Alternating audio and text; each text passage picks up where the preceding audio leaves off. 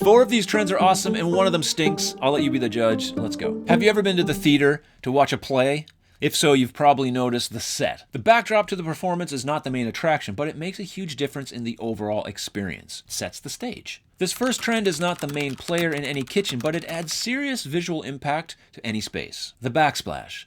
But not just any backsplash, wallpaper. Apparently, wallpaper is making a comeback, and people are using it as a backsplash to add some serious visual impact to their kitchens. You might think I'd dislike this one, but I'm surprised to say that I don't. Wallpaper is inexpensive and easier to install compared to other options. It's also quite durable, maybe not as tough as stone or ceramic, but it works well for a kitchen backsplash. It's easy to clean, and with so many options available, you can easily find something that suits your taste. Now, the only concern that I might have is its heat resistance behind a range. Though this would mainly be an issue with a gas stove, and even then I'm not sure it's that big of a deal. Plus, I think modern wallpaper is easier to remove than the old stuff my grandmother used to have in her house. So changing out your backsplash isn't as big of a deal as it is with other permanent materials. Now, every play has a lead character who the whole story revolves around. They're the ones on the poster and all the ads. It's one of the main reasons you go to the play in the first place. In the kitchen, there are a few main stars, but the sink is on the red carpet for sure. It's been a while since we've seen any advancements in sink aesthetic, so I'm really loving this trend. I've always been a fan of apron farmhouse sinks. I love the look, and they offer protection from water damage for the sink-based cabinet, which is important because water damage is rarely covered under any kind of cabinet warranty. But this upgrade to the apron sink incorporates your countertop material for a seamless, impressive look. You can achieve this with almost any countertop material, so it doesn't necessarily even need to be an apron sink. If you want a wide, tricked-out workstation sink or a small single-bowl sink, you can have the same look. I'm loving this trend, and I hope we see more of it because it's not just for high-end kitchens. Usually, the wow factor in a kitchen is focused on what's happening behind the range, but now we have another area in our kitchen to add some beautiful texture and unique focus. And because this is a fairly new trend, you'll likely be one of the first of your friends or family to implement this into your kitchen, which will definitely set you apart as a trendsetter. The star of the play needs a supporting cast. They may have a few lines, they could be a background cast member that has a very small role, they might even complain that they don't get enough of the spotlight. And I think this next trend may suffer from that a little bit.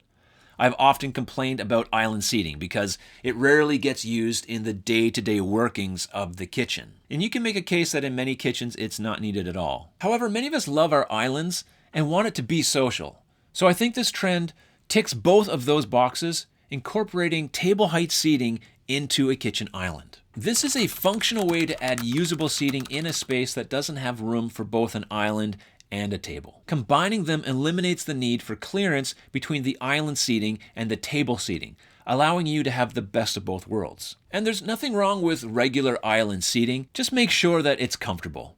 Even if you don't use it often, it's a great way to add extra depth to an island, which often looks amazing and adds a ton of space for prep. A medium-sized kitchen can benefit a lot from having the seating combined in the island. It's quite common for many homeowners to desire both an eat-in kitchen and an island.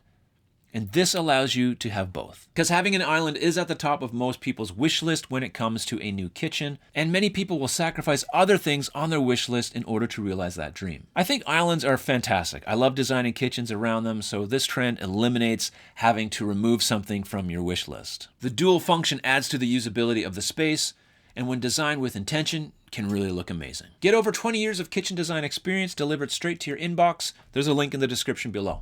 In any great story, there is a main story arc, the hero's journey, but there's also these other mini story arcs woven throughout. They often tie the main story together in some unique or surprising way. If I was going to give the kitchen a mini story arc, it would be shallow storage. It has the unique ability to tie the whole kitchen together in a way that is both functional and beautiful. Because I think the best storage is shallow storage, meaning that the shelf is shallow from front to back. Now, what's the proper depth for shallow storage? There's no exact answer since it depends on what you're storing, but as a guideline, I think 6 to 15 inches is a great starting point. And when I talk about shallow storage, I usually mean in addition to regular pantry storage. And it works great for those extra or odd areas in your kitchen. It's a fantastic way to make use of space where nothing else seems to fit. You might even have a spot in your kitchen now that you could convert into some usable storage. The best part is that whatever you store in shallow shelves is very accessible, which is key in a functional kitchen. There's little you need to do in shallow storage to make it easier to access. Oftentimes, shallow storage is presented as open storage, but it doesn't have to be. Adding doors to shallow storage areas is a great way to bring some more visual pop, or masking the storage to make it look like it fits naturally into the kitchen. Either way can look great and give you added capacity to your kitchen, which is often something we're all looking for. There's nothing that gives off mixed emotions more than the stage's curtain. As the play starts, the opening curtain signals anticipation, excitement, and while at the end of the show, the closing of the curtains gives a feeling of satisfaction or maybe disappointment. And it's no different with this next trend. Some of you will be excited and some of you will be disappointed because it too is a curtain. This growing trend concerns me. It seems more about looks than function. It also is interesting that we mostly see these on base cabinets. I don't think I've ever seen them on wall cabinets. I could be wrong, but I haven't seen them. Fans of this trend say it's quieter than cabinet doors, but haven't you heard of soft close? Of course, this trend is nothing new. We've seen this before, specifically in Monica Geller's kitchen on Friends. This iconic kitchen features a lovely curtain. Not only that, but go across the hall to Chandler and Joey's place, and there too you'll find another curtain base.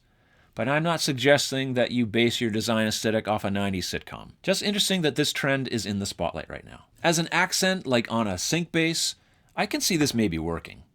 But having curtains everywhere seems like a lot. They don't look that easy to open either. I'd much rather see a kitchen full of drawers that are way easier to access than a base cabinet that has a shelf and a curtain covering it. Sorry, Monica. However, with the right design style and the proper expectation of function, the curtain base can be a great addition to your kitchen if you're so inclined. While all these trends could be a great addition to your space, it doesn't mean that you'll have a well-designed kitchen. This video will guide you in designing a beautifully functional kitchen. Make sure you check it out.